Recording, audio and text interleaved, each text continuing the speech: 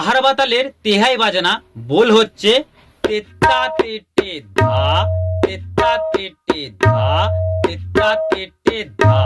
আরেকবার দেখুন বলটি আস্তে আস্তে, তেত্তা তে টে ধা, তেত্তা তে টে ধা, তেত্তা তে টে ধা।